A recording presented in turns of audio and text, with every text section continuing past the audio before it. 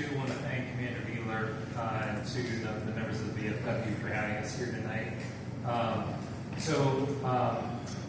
Just wanted to talk on behalf of city staff for a few moments, and we're going to share the microphone a bit to talk about the efforts that the city has been making to respond to the concerns raised by the VFW and also concerns raised by the surrounding neighborhood.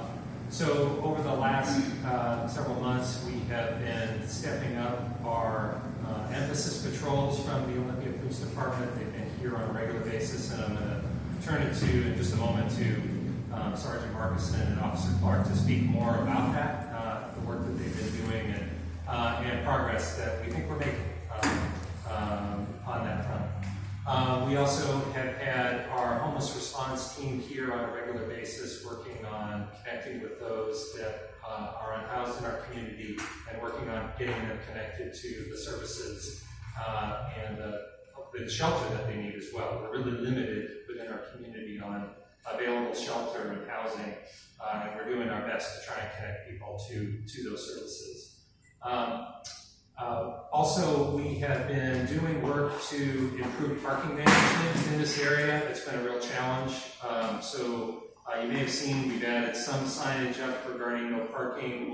That will get further emphasized as the construction winds down with the second phase of Unity Commons. There's been real challenges with construction, workers and staff that are there doing that work.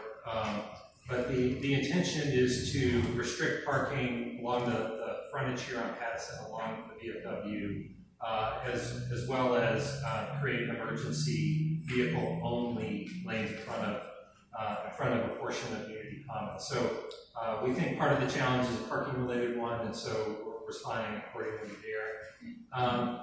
We're also prepared tonight to talk a bit about the work that we're doing to find solutions to the large encampment known as the Jungle that's just down the street, so we'll share a little bit about that.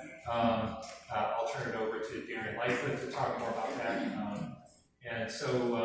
And then we'll be prepared also to answer questions that you have. After city staff had a chance to share some updates, we thought it would be appropriate to have Interfaith Works also talk about something that they're doing, so we'll pass the mic down. But first I wanted to turn it over to our staff from OPD, and I want to first off thank them. They're really, our officers are stretched thin in our community, and so I want to thank them for the work that they're doing. They heard the concerns here, and they really stepped up emphasis in this area, and so just my thanks to them. Thanks, Rich, and again, thank you for hosting and having us here. So we heard the concerns that were brought up from city leadership, and we run a small but mighty unit within the PD at neighborhood policing. We went around, and it's good to see all the familiar faces because I met with a lot of you already, and kind of an informal information gathering that we did. We met with a lot of neighbors, we met with Interfaith, we met with a lot of folks and heard the concerns. The good news is Officer Clark's the best in the business, and I put him in charge of this project, and he spent a lot of hours out here already. So I will let him kind of go through broad strokes what he's already done, and kind of the plan, and how we've kind of addressed the concerns that we've already heard. And just to let you know, this is a great forum. If there's other concerns that haven't been brought up, I would love to hear them so that those can be addressed as well. I'm going to turn it over to Officer Clark.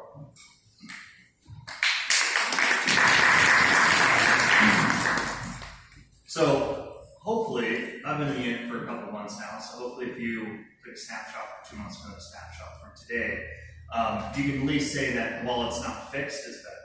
And understand in that filter that not every issue is a police issue, and I have very limited powers, but the things that I am able to do, I want to be doing.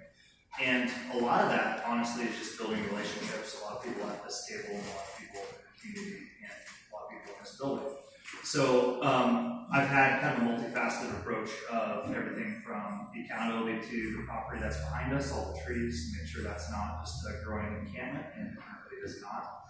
make sure that chronic nuisance issues and trespassers in this private parking lot are removed, to include camps and those kind of things. When I first came to the unit, PSC was not even willing to service the utilities for the new building due to some of the encampments and garbage and debris and things like that they're having to work around. Nor was it real safe for emergency vehicle response. So we need to have enough room to park fire trucks, because that's kind of important, because fires move fast, and with lives on the line, whether it be a cardiac issue or an overdose, minutes matter. And so we want to make sure that we have the ability for law enforcement, medics, ambulances, fire trucks to come in and not only serve the new members moving into this community, but also neighbors that are further down the street. Right? So a lot of the parking related issues, if you're standing looking up at the street, a lot of the cars that are there on the right don't belong there anymore. A lot of the vehicles that are there on the left don't belong there anymore. And so as of yesterday, we've already started doing some notices on vehicles and documenting that, and on the off chance that maybe we need to tow them. We have had numerous narcotic issues related to the street.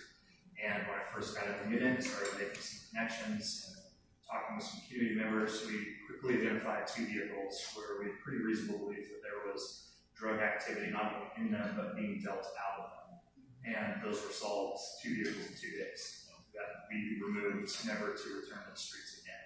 So there's a lot of just ongoing accountability, trying to make sure that the people are here are not just loitering, not just waiting for a drug deal, not just hanging out because they don't know where else to go, but just make sure that this community, as it grows and as it develops, is able to grow in a healthy way, and everything from piles of trash and destruction and those kind of things, just make sure that stuff is not there, so it's not a draw, and it's also not a safe, and it just removes that as a safe issue.